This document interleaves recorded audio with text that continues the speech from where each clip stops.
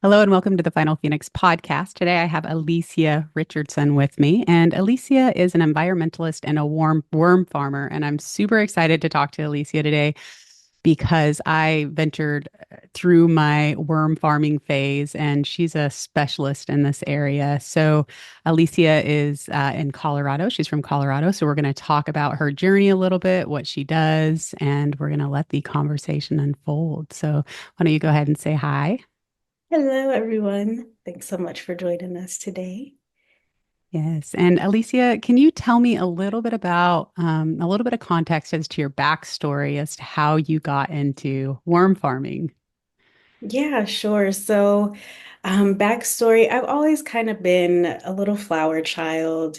I've always been mindful of the planet. And so the way that I got into vermicomposting can start at the very beginning. I started making little gardening kits for my daughter, and that kind of expanded out into what is now Princess Gardens. And 2018, I started my juicing journey so that I could, live that healthy lifestyle. And I didn't want to throw away all the pulp that comes after you juice. And so I'm terrible at regular composting. So I wanted to figure out a good way for me to divert that pulp from the landfill, but still have space in my small apartment where I was living. So I jumped on Google, of course, and found vermicomposting, and things just kind of unfolded from there. I got some worms from my neighbor, got about a quarter of a pound and started feeding those little worms my juicing scraps. And at that time, I was making candles and selling them at a farmer's market. So on my first harvest, I took those castings with me to the farmer's market and ended up selling out. And so from there, people just asked me to teach them. So it just kind of unfolded from there. Yeah, so it sounds like it started as like an interest and then it's kind of unfolded into a passion. It has, yeah, for sure. The worms, they captured my little heart. And they did. They did. And so what were you doing before the worm farming thing? Were you like trying to build a business and make it work, or were you on like a journey and then all of a sudden, aha, you found and you kind of stepped into this passion of yours? Is that how it kind of unfolded? Yeah, so I actually was building a more of a holistic healing business. I was a massage therapist, yoga instructor, meditation and breathwork instructor. And excuse me, and so I was in the process of building up that business. It was heart healing. And so it just kind of, from what I've noticed, is it felt like these two topics were so like far apart, right? Like worm farming and helping people on their healing journey. And what I found is that they really mesh really well because nature is one of the things that has helped me heal along my journey. So yes, I was building up that first building business, and then it just kind of rolled on into the worm farming. That's amazing how says, no, go this way. And you're like, okay. But, I can relate to that because I was doing like, trauma recovery for helping people get through that because I had been through that. I'm also a certified yoga teacher. Can teach meditation and breath work. I kind of went through there, that realm as well. And I ended up doing business coaching. And it seemed like two very different sides of the coin. But I'm like, wait, our spirit is involved in all of this. And, Absolutely. our essence, right, is in everything that we do. That's right. Um, and our passion is something that's kind of, um, it's an expression of us. Hmm. And I feel that, when somebody's like in their I don't want to say niche, but like in their area, you can really feel that they love what they do, right? Yeah. And that everything before that point kind of prepared them for that. Do you feel like yoga and breath work, all that prepared you for where you are now? Oh my goodness, yes. I think at the beginning of my journey in vermicomposting, I felt like all of the experience that I had with the massage and yoga and things like that, I felt like it was kind of a waste of time. I was like, I went through all of this and now I'm going into this like there's no correlation. But as I dive deeper into this work, it's like it's absolutely a correlation, especially for the way that I farm my worms. Um, I feel like they're living beings and I want to be my best self for them. And so spending time outside, doing that breath work and being mindful before I put my hands into their bins and things like that, it all translates. And now um because I have that knowledge from I guess my previous career as a massage therapist, um, or just a holistic healer, I should say. I get to bring that aspect of my work and of my journey really into teaching people how to farm worms and grow their own food because, I believe that that energy transfers. And so if we're bringing, negative energy, then the worms will feel that that's what's going to go into growing your food. And so it all came together in the most beautiful way. Yeah, I love that transferable energy that you speak of because you can almost feel it like in your energy system that you're very calm and you're very grounded and the worms get to enjoy that energy and then it almost blesses the food, right? And the soil Mhm. that you add your compost to. So Absolutely. that's beautifully said. And I know I told you a little bit about my story with vermiculture briefly, is that I feel like whenever we're on a healing journey and we're gaining clarity and grounding and our footing in life again, especially if Mhm. we went through a hard, spiritual awakening or whatnot, then um, we start to notice that nature is very soothing and helpful. I was hugging trees and I was putting my Yeah. feet on the grass, right? And I was doing a lot of planting and putting my hands in the soil. And I would just plant to plant, even if I'd run out of space, right? Yeah.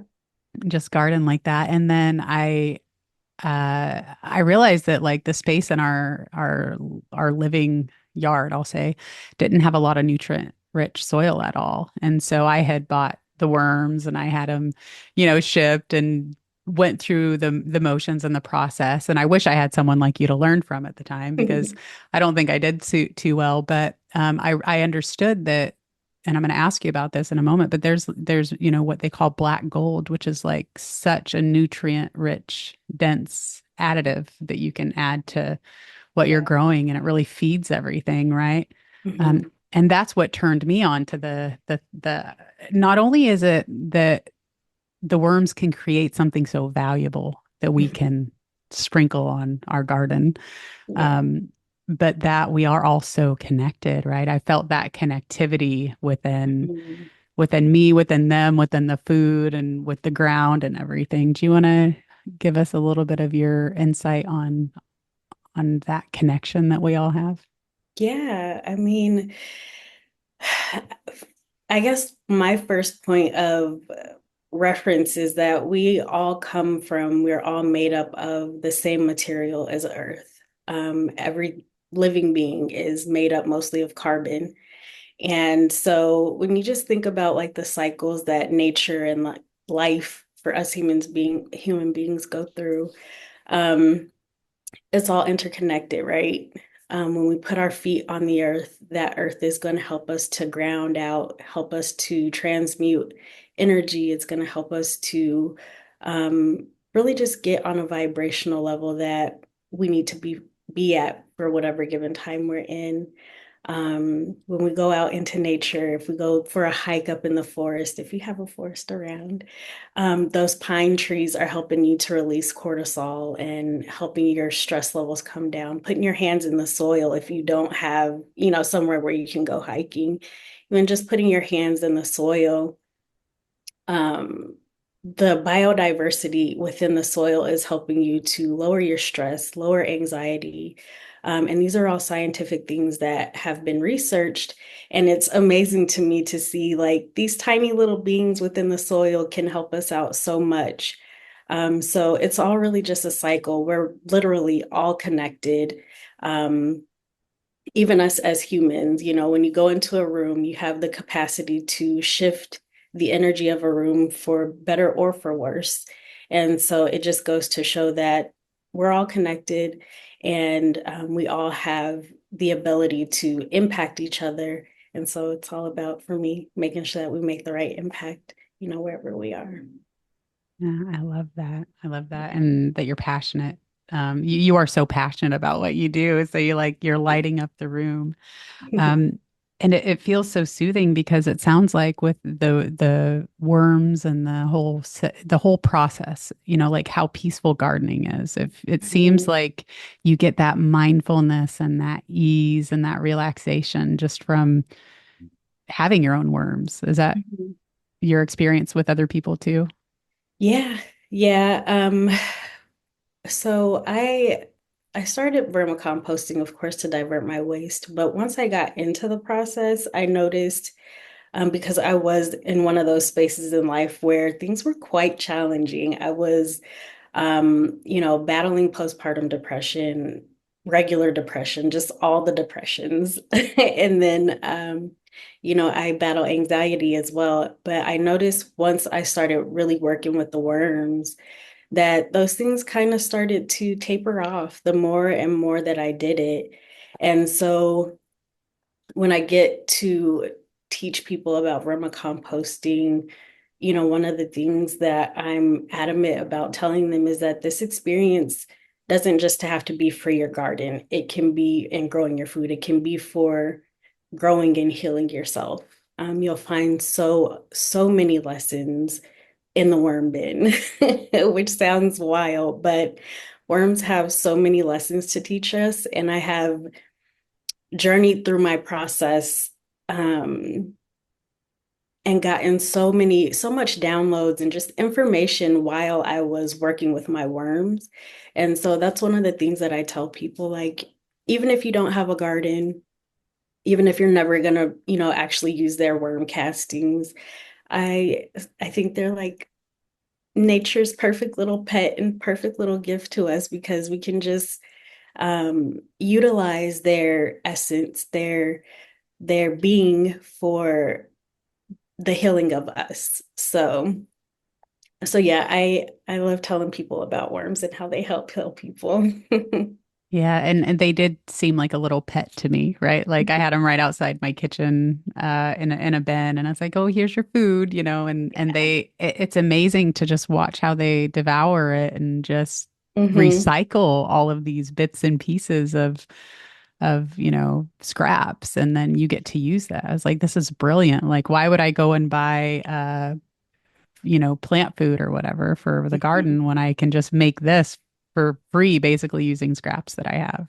Exactly. I love that I tell people it's a sustainable process. Once you have your worms in their little home, until you're ready to like elevate and expand, you don't have to purchase anything. They have everything they need right within your home. You just feed them your scraps and they're gonna do what they do. That's great. So tell me a little bit about the black gold. Can you educate the listeners a little bit on what that is from your perspective? And Yeah. So black gold is essentially it's worm poop. But the benefits that come with that, it's like the world's most beneficial poop. So it has nutrients that are gonna help to feed and nourish your plants when it goes into the garden. Um, and but one of the things that I find most amazing about worm castings, worm poop, black gold, is that it is very biologically diverse. There's so much life in worm poop, and that is what actually helps soil to be healthy. That biology that is living within the material, the black gold. And so that's what actually helps us as humans heal. It, of course, helps our plants to grow. Um, I don't know how deep you want me to get into it because no, I go for just it. when there is the right balance of biology in your soil, you can grow your plants without any pesticides, herbicides, all of these chemicals that people will spray on food to keep bugs away or to prevent diseases. All of these worm castings, the black gold, it is a natural solution for all of these things. So when you have the right biology built up in your soil, you don't have to worry about disease or pests or things like that because everything is going to be balanced.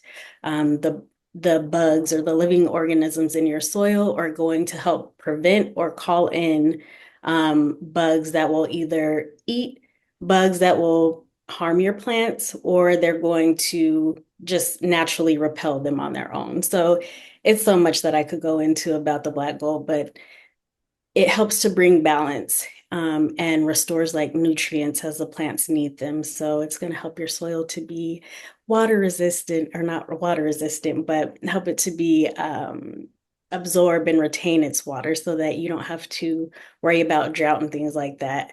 But there are so many benefits along with the nutrient aspect. The microbiology within worm castings is just it does so much for us, and people don't really realize it because I feel like we have been disconnected from soil because, whoever it is that doesn't want us to understand these things for our health, um, they've kept these things from us, right?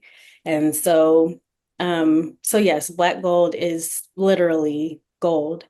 It is more valuable than gold because it is what grows our food and nourishes us as humans, but also nature. So it truly is black gold and it's worth quite a lot.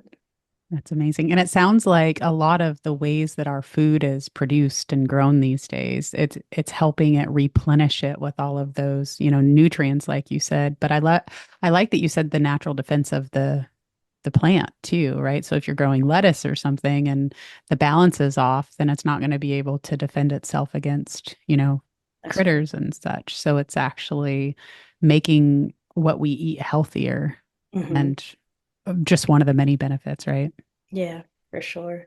It's because I first, did a little bit of research into vermicast or black gold when I first started vermicomposting. But as I've gone down the journey and really learning about soil and the structure of the soil and just the how things connect within the soil, I have I've been blown away by how connected it all is and how resilient and self-sustaining it can all be without the intervention of human chemicals and things like that. Well, man-made chemicals. It can do its thing without all that. You know, we can Right. have healthy foods without human intervention if we allow the seeds to do what they do. Yes. And we can have all of this amazing gold just, at our use, at our home, no matter how small of a space you have. You don't need that much space to have this kind of system, do you? How much do you need, do you think? So I typically tell people about a square foot is literally all that you need to divert mm, a couple pounds of food waste each week.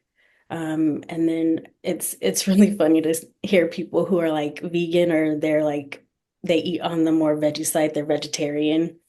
They're like, well, I don't know if that's going to be enough. I guess I'm trying to say it's funny how people underestimate worms because as long as their environment is healthy and they have space to do what they do, they're going to do it. And it's like at the end of all that, you get this really beautiful, nutrient dense, biologically diverse material that's going to go into your garden to help you continue to heal and grow food for your family. So you don't need much space at all. Just a square foot. You can do it in a bin. I usually start people in like a shoebox size plastic bin, and from there they expand their worm farm and grow out into something bigger. Wow. And what can we use this black gold for? I know you can like sprinkle it on your grass, Mhm. and outdoor garden, and you can use it on houseplants too inside. hmm Yeah, so you can your houseplants won't need as much of it just because, they're different types of plants, but you can sprinkle it in your garden. You can make compost teas that you can, water into your soil, and that gets that nutrients and the biology into the soil quicker. You can spray it on your plants, which is going to help to, of course, help the plant grow, but it will also help it to be more pest resistant and things like that. And then, of course, your grass. Most people don't know you can sprinkle it on your lawn, and it's going to help to keep your lawn more resilient. And then that way you don't have to use all of these different weed killers and things that they spray out here. So it's um it's a pretty what's the word I want to use? Diverse. It has a diverse range of ways that it can be used. Yes, and I love that it's sustainable too. So it probably cuts out like a lot of the stuff that you would go and buy to feed your plants, and it's all Mhm. right in your yard, and you're just reusing the scraps anyways. Like that is, Yep. I like to just have everything that I need right around us, and I feel like it is, like you said, it's always been here. These little worms know exactly what their job is, and they're really good at it. We just, Really good at if it. we can, right, if we could just set up the space for them to do it, then Mhm. they're gonna pay us with these, black gold and this nutrient rich soil or whatever you would like to call that. Yeah. Um, so what do you tell people that are like, I don't like worms. They're so gross. Like I can't imagine having worms in my house or outside of my house. If it kind of gives them the heebie-jeebies. I mean, Mhm. I feel like this conversation alone makes me just more connected to them as a pet, as like there might be 1,000 in there, but there's really just one super cool, essence or spirit, like you said, Yeah. doing its job really well, right? But what about the people that are like, I don't know. I don't know if I want worms. What do you tell them? I get that a lot. People are like, I cannot do the worms, sis. I can't have worms in my home. I can't touch them. And for people that are, on that part of their journey, um, I typically tell them that it's okay. You can find someone who vermicomposts near you or just regular compost to divert your scraps that way. Um, but I also tell them to look at it as a pet. And when people take it with that mind frame, they're like, okay. I'm like, you don't even really have to touch them. They prefer that you didn't.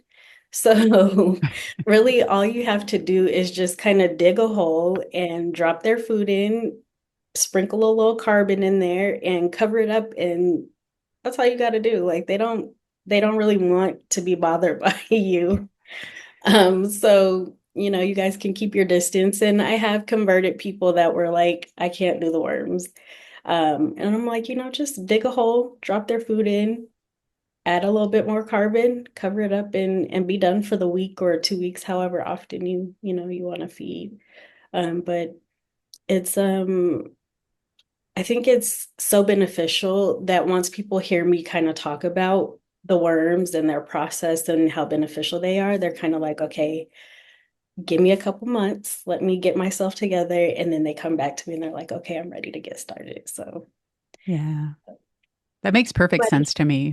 because it's like it's missing. It feels like the way that you talk about it, I feel like it's just missing. And we're not used to worms, right? We have been kind of deterred from even paying attention to what they do, right? And they have such a big job on the planet. Mhm. So it makes sense that you kind of just get over that and you just fall in love with Mhm. the ecosystem that you now have. Right. Yeah. And then people I've noticed they're like, once they do get started and they see how the system works, they're like, oh, I should have started this sooner. And I'm like, it's okay, you're here now. Enjoy and embrace, um, the fact that you get to watch this process because it's really, really amazing. I'm amazed. Every time I go in to feed the farm, I'm like, whoa, you guys are really doing your thing. It's amazing to see them work, truly. Yes, and they work hard and you don't have to do much, right? What's the maintenance around something like this? Like a So small 1 foot kind of get started, what does the maintenance look like? yeah, so I guess I'll tell you like the process for my home bin. So we're cooking dinner, we have vegetable scraps, we have just a plastic bag that we keep in the freezer to dump all of our kitchen scraps in. We leave that in the freezer. I feed them once a week at home. I feed them once a week. And so on their feeding day, I'll go grab our little bag of kitchen scraps that are frozen, pull that out. Um, I take my little jar of powdered eggshell and, go to their bin, dig a little hole, kind of talk to them throughout the whole process. I don't want to be disconnected. I notice that I feel disconnected when I don't like talk or sing to them. So I kind of talk to them, sing to them, dig a hole, dump their food in, sprinkle it with eggshell powder, add a little bit of either crushed up leaves or shredded brown paper bag, and cover it up and put them back in their little spot, and that's it. So it's not a whole lot of labor. It's pretty laid back. You can feed as often or as infrequently as you'd like to. You can make it your own thing. You and your worm clue kind of get in a groove and figure things out. Everybody has their own way of processing and doing things, but it's pretty simple, not super hard. Um, I'll say like the hardest thing that you'll have to do is figuring out how to powder your eggshells. Um, and I just use like Mm. a coffee Grinder. bean grinder. Yeah. Yeah. And I bake them for like 10 minutes before I put them in there. And then I just crush them, powder them, put them in a jar, and that's it. Nice. And does having a worm farm, like we're explaining, does it have a smell to it at all? Like you Mm. can, so if you keep it like indoors or outdoors, you're not gonna be like, oh, that's stinky. No. Yeah. So if you're doing things right, I will say, if you're doing things properly, you shouldn't have to worry about smells or gnats or fruit flies, any of those things. If you follow me over on social media, you'll see my videos. There's never gnats. I'm never like, ooh, this stinks ever. So, as long as you are doing things properly and um, not overfeeding your bin, smells and pests for the most part should not be an issue. So what are some of the signs and symptoms that you are, I know it sounds like what would attract the bugs? What would attract the food rotting smells? So what could we learn that's like, don't do this or, I know you Yeah. teach all this and we're going to give everybody this information and your website and all that. But what are some of the things that you should avoid doing besides overfeeding? Yeah. So one of the things that I noticed is just really overfeeding is that thing that will create so many issues in the bin. Also adding too much moisture. Once you have your bin established, you really shouldn't have to add moisture to it because of like condensation and just the cycle of the water. Your bin should water itself. And then you're adding those kitchen scraps in there. So that's kind of always adding moisture into your bin. Um, but yeah, those are like really the two main mistakes that people make, especially when they're first getting started, is just overfeeding the bin. And for that, I tell people if you feed, you can feed as often as you want. But if you go back to feed the next time and there's still kitchen scraps, a good amount of kitchen scraps in there from your last feeding, don't feed again until it's almost gone. And then that kind of eradicates the overfeeding. And then the watering, it's like you should never really have to water unless you're like me and you leave the tops off your bins. Um, but yeah, so those are the two like major things that people will do. It's That makes just sense. overfeeding, yeah. Okay, I'm pretty sure I did that, all of that. So this is good for me It to know. happens. Yeah, Yeah, it good for me to know. happens. So what temperature can they survive in? So can they live, outside in the snow or the heat? Because I noticed when I had them, it was just a really hot summer, right? And I felt like they were constantly running out of water, but I don't know if that's true, right? So I Mhm. think that led to some of that. So what are the temperature variations that they can actually live maybe outside? Yeah. Um, So I will start a- answering that question by saying it depends on what type of worm you are using. On my farm, we use red wigglers and European night crawlers. Every species of worm is going to be able to survive a different, environment. Um, so I will just speak to red wigglers because that's they are who I typically suggest people start out with because they are hardy, they're very forgiving. Um, so as far as temperatures go, they can survive in anything that is above freezing. So 32 to about 85, 90 ranges where they start to get uncomfortable when it's hot outside. And this is the temperature, excuse me, inside the bin. Um, so you just want to make sure you kind of, if they're outside, you want to make sure that you're covering really well in the winter. Just making sure that they have, when I had a bin outside, I had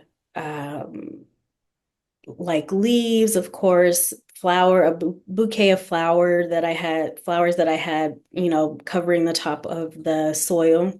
And then I covered all of that with a big burlap sack to help keep as much heat in as possible. And my worm survived that winter. I'm in Colorado, so we we can get pretty cold. But I think that year we had dropped down to at least -2, not for a long stretch, but for like a day or two, it had gotten pretty cold. And then I came back in the spring and there were still not the whole clue. The whole clue wasn't there, but there were cocoons and there were a few, adult worms. So they can survive in colder temperatures. And then when it gets hot, you just got to make sure you're adding frozen water bottles with the caps on to help keep things at a comfortable level for them because they're like us. They regulate through their environment. So they like the same type of temperatures that we do. Like 75 is where they like to kind of do their thing. Fluctuating lower temperatures to a little bit of a higher temperature. That's where they like to kind of, you know, that's yeah, where so they find their flow best is yeah. around 75, 65 to like 80. So like what's comfortable for us pretty much is what's comfortable for them. And but there is possibility that they can live through, the winters and Hmm. um with Yeah. the proper uh nurturing. Yes. Yep. They will slow down in more adverse temperatures. They'll slow down or just kind of like if it's colder, they'll go into hibernation as nature does, right? If they're outside, and if they're warmer, they'll just, stop processing when it gets uncomfortable for them. Just like us, we don't want to work in the heat or the cold. Um, so they're very much like us. When those adverse temperatures come in, like on the higher range, they'll kind of go into a hibernation or sleep. Um, and then once things warm back up or cool down, depending on, things, they'll get back to work. Wow, it's amazing. And I know that you provide everything that you need to get started, right, on this vermiculture or vermicomposting journey. If someone is like, yes, this resonates with me, I want to do it. Can you Yeah, tell us a little bit about what it takes to get started? Um, and also, I just have a three-part question here. You ship the worms, right? I Directly do. from yeah, directly from your farm.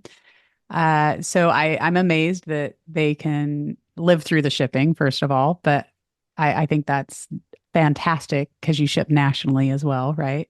I do. And also, I just want to ask you a little bit about how they breed because they reproduce. So you just buy the worms once, right? And then they kind of just have a life of their own after that, as long as you take care of them. Yeah. Yeah. Yep. So to answer your question, yes, I ship nationally. Although I do suggest if you are like super far East Coast, it's always best to try to find worms closer to where you are. They're going to be acclimated to your climate and things like that. But I do ship and provide worms. I have how-to starter guides, feeding charts so that you know what to feed them, trackers so that you know when you last fed, because for me, that even now is still an issue. I forget when I feed them. So, everything that you need for your journey. And then breeding. Yes, once you buy your clue, a clue is like a herd of cows, but the word for worms is clue. So once you buy your clue, they will just reproduce. They are what's called monoecious. They have all of the reproductive parts. They have both female and male reproductive parts. So as long as you have two mature worms, and the way to know if they're mature is they'll have what's called a clitellum, that little ridge that's on them that's a little bit lighter than their skin. That little hump on their body lets you know that they are ready to reproduce. So as long as you have two of them, so if you start off with 1,000 and you done killed all of them, it happens. As long as you have two that are mature, they will repopulate in time. That's so cool. It's so cool that I mean, and you could just buy a shipment of worms. And so if you don't have enough of those, can you get those separately, or do you just recommend that someone buy another clue? What do you mean? Like if they don't have, if you don't have the two worms that you Oh, need, yeah, maybe you mhm. only have one. What's your recommendation? I'm just curious. Yeah. Yeah, if you if you killed them all, which I have done, so don't feel bad. Um, I suggest just getting another clue and starting over. Yeah. Okay. That makes sense because I did that, so I'll have to do that. Yeah, it Um, happens to the best of us. yeah. Well, now I feel more confident because I know that you've got so much education, the digital starter guide that you talked about. You've got we could buy the bedding, the worms, Mhm. and then you teach courses on this too, right? And have webinars. So I you do. could actually answer questions and give your recommendations as to what products to buy. Like I know that you recommended bins instead of like the actual tiered worm farm, which is what I got, and it didn't work very well. So tell us a little bit about what else you offer. Yeah, so I offer workshops where people can come in. It can be in person or virtually. I will, if you're someone that doesn't live in the Denver metro area or wherever I'm teaching for that time, you can have me ship out your starter bin, and then you can join us virtually via Zoom. But I have, of course, the introductory presentation is just where we talk about vermicomposting, what it is, why it's important, and things like that. And then the next level up from that is like the actual workshop where we cover those same topics, but then we go into how to get your worm bin set up, what the moisture should feel like so that you are confident in not overwatering the bin. And then, yeah, you just get started with that. And then the next level up from that is talking about um, things like harvesting, things like feeding and how to do it properly. So we just kind of dive deeper into like the main important topics of vermicomposting. And then the next step up from that is talking about the more spiritual side of vermicomposting and how it can help us in our mental health, in our daily lives, how it can help us build discipline and consistency, and how working with these living beings and organisms, um, how it will affect us on a spiritual level from my experience as a worm farmer. Yes, I agree. And is that all available on your website? So if somebody wants to check it out, do they join your community or what's the next best step for them there? Yeah, so if you want to find out more information, you can always head over to the website, pgwormfarm.com, and you can sign up for a newsletter. Of course, you can peruse the website and see what information jumps out to you for where you are in your journey. And then I do send out a monthly newsletter most months. I'm working on being consistent. Um, and then you can also follow us on social media platforms. I'm always doing, you'll typically see me do like feedings, because I found that that's where people lack confidence the most. So I just show people how to feed, and then typically we'll talk about a certain aspect of vermicomposting while I'm feeding. So social media is a great way to get more information because that's where I do a lot of teaching as well. Okay, so I'll go ahead and in the caption here, if you're interested for the listeners, I'll make sure that your website, pgwormfarm.com, which stands for Princess Gardens, right, That's right. is listed below, as well as your Facebook, Instagram, TikTok, and also everything else that you're offering here. I'll make sure to give information as best as we can. And do you want to tell us a little bit about the book that you wrote? I was really excited when I saw that on your website. I was like, oh, you're educating the younger generations. I love that. So tell us a little bit about that.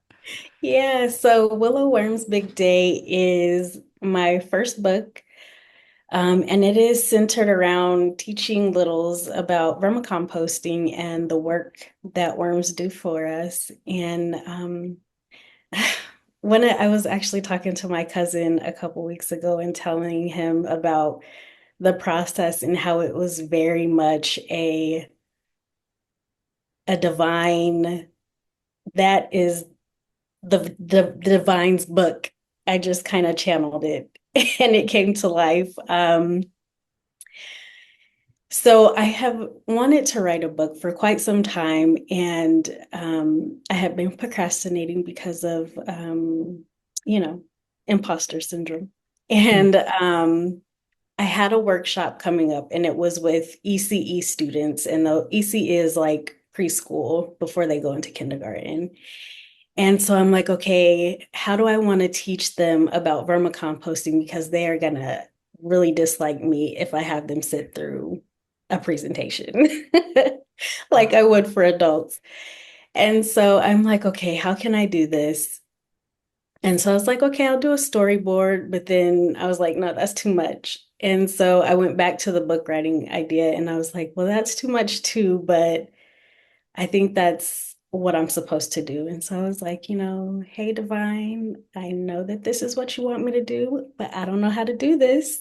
I don't know what to say. I don't know where to start. So, um, the first sentence in that book, um, I came up with like my little girls and my mom and my sister and my nieces. And then from there, everything else just channeled so fluidly. And then even to the artwork in the book, it came so effortlessly. I was like, okay, I didn't have to do much. I just had to write. So it ended up working out perfectly. Um, so that's the book, and it is for, I think people of, even my 17-year-old enjoys listening to it. So I think that it's for all ages, but it was written to teach younger, the babies of the world about vermicomposting. And so Willow is the main character of the book, and it kind of just tells the journey of what a worm is and the journey of her going to her first feeding as a little hatchling worm. And she goes with her clue mates and the other little hatchlings, and they do their job as a worm for the first time together. And then at the end of the day, they get their cape and they get to celebrate with their community, because of the job that they did for the day. So that's the book, Mm. and I intend to take that concept and make it a series. So there will be more Willow Worms books in the future to help kind of elaborate on how to take care of a worm bin. That's so cool. And I love your story, how, when we try to force ourselves to create something, because I've written two books now, and they were almost like not flowed. Like one of them, I can't quite put my finger on what I'm trying to say and articulate, but it seems like as soon as the opportunity presents that we need to create something, then it just comes out effortlessly, right? But if it's Mm. not if there, even if we have an idea that we want to write something or create something, if there's no recipient right now at the other end, Mhm. or at least in the laser focus, it kind of drags a little bit too long, right? But it came through you just like that. So It did. Yeah. It was really a beautiful process and experience. So I'm grateful for that. yes, and thank you for educating the younger generations because, like you said, it's something that we've long forgotten and it needs to be worked back into the education system and Mhm. back into the life of every human being because we are so interconnected, right? Just that Yeah. awareness changes our lives. For Oh, sure. wow. And so, is there anything else, like I said, I'll make sure that Alicia's website and everything is added for the caption down here so you can contact her if you'd like to learn more, if you have questions, if you want to jump into her courses or her workshops, or even, get started. I recommend, I had a lot of fun when I did my own worm farm, and I just thought it was the coolest thing ever that I had such gold, like you say, right at my fingertips and in my backyard. And my plants were so much healthier, and Mhm. I didn't feel like I needed to spend money on, additives that were of what would you say are these additives that we add and these chemicals and stuff that we're adding the food, Mhm. that you get to the store, from the store, excuse me, how much stronger is black gold, do you think, than this I think, additive stuff that we buy? yeah, I mean, I think that so the way that I look at it is when we look at conventional additives or like, what are they, fertilizer, things like that. I think that it adds in such an abundance of just one or two or like macronutrients like your NPK, nitrogen, phosphorus, potassium, that sometimes it kills off your plants or it stunts their growth because it's too much all at once.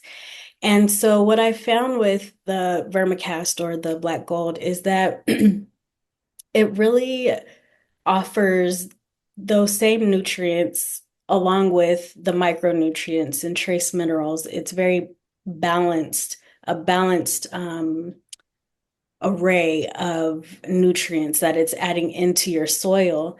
And so when your plants are ready for that nutrients, the roots will uptake that.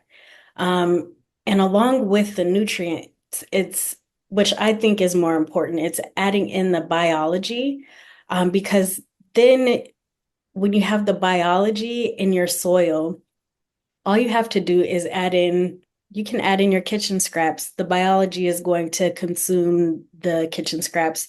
And then the plants, when they're ready to, they can take up that nutrients. And so it's a more gentle process, in my opinion, because you don't have to add anything that is man-made. You can just add organic matter into the soil, and then the biology is going to consume it and make it into a way that it's um, biologically ready for the roots of your plants to take up. So it offers a more gentle and more natural, of course, process for your plants. So your plants aren't stressed out. Um, you aren't stressed out because you're trying to figure out why things aren't happening. It's typically because you added so much that your soil is like, what is this? Number one, it's typically not, it's man-made. So your soil biology is trying to figure out what exactly this is. Your plant roots are trying to figure out what is this. So everybody's confused. Um, but then when you add that black gold into your soil, it's just like, oh, we know what this is. We can take up what we need, leave what we don't need, and we know that it's going to be there when we need it. As long as our soil is nice and moist, it has everything that we need, and we don't have to try to figure things out. We can just take what we need and input back in what we, don't need, or however that goes for the cycle. So, Yeah. So so it yeah. sounds like it's almost required if you have a garden, because why not get that conversation going with the worms and the Mhm. roots and the black gold and the food that Yeah. you're consuming and just allow that cycle to complete itself. Hmm. And I love what you said about the roots being able to take what they can, because I've burned so many plants and I've gone Hmm. through looking for organic options to grow, the food that I am able to grow here in the Hmm. Pacific Northwest. But it reminded me of, I had a vision of like taking a bunch of vitamins, like what we do to the human body, right? Synthetic stuff. We're just like filling our body with all this, and it can be really hard on the system and the kidneys and the liver and all that has to process all these additives when um, there's fruit and vegetables and things that we could do instead, right? If they're Hmm. nutrient rich. So that's kind of what it reminded me of. Like there's such an easier way to take care of the things that you're growing. Hmm. And I also love that you're doing it in a mindful healing way. Hmm. Yeah, it has been quite a journey to an amazing journey to see how such a simple process can help to bring one back into a space of feeling okay, especially in this world. Things are there's so much to worry about, so much to fret over, but I feel like working with worms has put me into a space of like everything's okay. Like if my worms are good, I'm good because that lets me know that the cycle of life is just going to continue. So, Yeah, so they help you balance your own absolutely. energy around you, right? And Mhm. your food and everything that you do. It's like them being balanced puts you into a balance almost. Yeah. And it's like I think I spoke to this a little bit, I always try to be very intentional about making sure I get outside. So I found that me wanting to be and care for them in a certain way has kind of forced me to take care of myself in a certain way because if I don't take care of myself, then how could I ever go and take care of these worms? So they need me. So it's forced me outside. It was the most beautiful little push and force um, for me to get outside more, for me to get in the sunlight more, for me to, go on hikes and spend time because I want for my worms, because essentially I am holding them in captivity, if I'm being real. If I'm going to do that to them for the benefit of me and my garden, then I feel obligated to make sure that I'm taking the best care of them. And so the way that I can do that is not only by feeding them, good organic material, but also by making sure that I'm bringing them the best energy possible, so that they can thrive. So, It's beautifully said. It's beautifully said. And just being really good to them and like a pet. I love yeah, that. yeah, I Um, love on them like I would love on my dog. Well, not the same way, but yeah. but Well, yes. yeah, well, what I love about the worms is that they're not so hard to take care of, right? You have a house plant, and then maybe a step up from that is a worm farm, and then a step up from that is like a fish, right? So you don't even have to clean Mhm. out the tank. They're actually doing a job for you too. So it's that give and receive too. Kind of that Mhm. energy is reciprocal. It is. Yes, yes. It's I call them the world's easiest pets. They do a job and you don't even have to buy them food. You just feed them your scraps and they do the most amazing job. So, Yes, well, thank you for that. And Alicia, what is there anything else that you would like to say just about your journey, about inspiring others, from your journey, or any advice or recommendations if someone's like hesitant to even step into this arena, or, what would you like to share with everyone listening? it's a really beautiful question. I guess I would just say that no matter where you are on your journey, vermicomposting has something to offer you.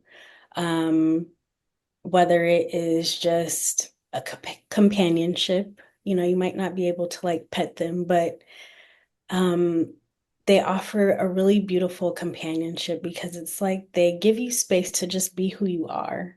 And as long as you check in on them periodically, um, they're happy and they're healthy. And I think that does something for the human psyche, right? Like, I don't have to be perfect. I don't have to show up um and do all these things. I can be exactly where I am. And as long as I give a little bit of myself, this living organism is going to thrive.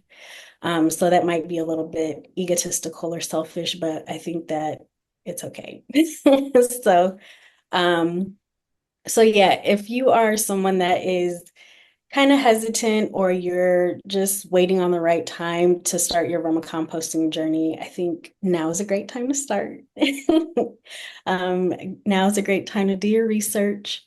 And then when you're ready to jump in, just, hit me up. I'm always available. I'm happy to answer any questions that anyone ever has. So, Yes, thank you. That was a beautiful answer. And one of the things that I absolutely adore about what you're doing is you've got this practical, sustainable, logically obvious reason why everybody should be doing this, right? yeah. Because it's like, why not add all these nutrients back into your food so that when you're consuming them, your body is healthier, right?